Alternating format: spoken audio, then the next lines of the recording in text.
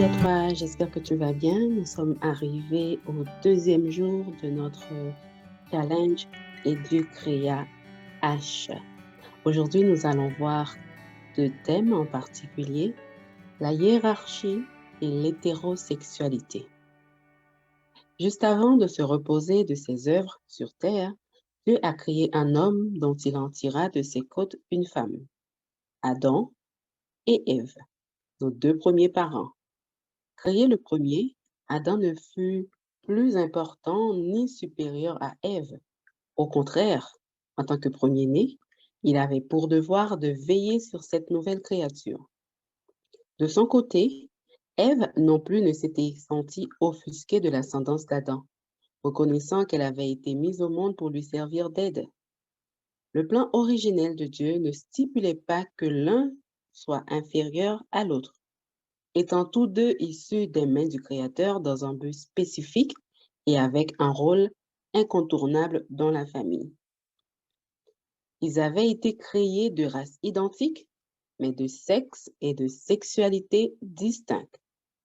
Un homme et une femme. Un homme et une femme, capables de se multiplier et d'être complémentaires dans leurs différences. Ces caractéristiques dissemblables nous semblent parfois problématiques ou génératrices de conflits. Le chef suprême du foyer qui a réparti les tâches les a tissées en nous et les a trouvées bonnes. Dans ce monde injuste où nous évoluons actuellement, les droits de la femme, tout comme ceux de l'homme, sont trop souvent bafoués et parfois même dans les foyers du chrétien. L'un ou l'autre a du mal à trouver sa place, étant tout le temps exposé à des préjugés, des stéréotypes liés à nos spécificités intrinsèques. À ces moments, nous omettons de valoriser les nombreux bienfaits qu'apportent les différences présentes chez notre époux, notre épouse, nos enfants, nos amis. Et nous nous attardons sur les points qui nous plaisent le moins, ne voyant que faiblesses et manquements, là où existe également force et richesse.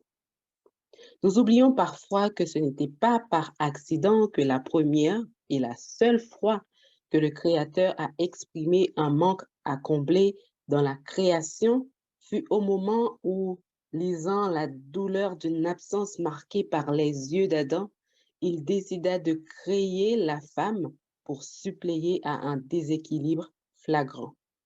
Et l'Éternel Dieu dit, il n'est pas bon que l'homme soit seul, je lui ferai une aide semblable à lui. L'amour dans le couple ne devrait pas connaître de préjugés, de rabaissement, car chaque membre de l'équipe, formée de l'homme et de la femme, a sa place, son importance malgré les différences.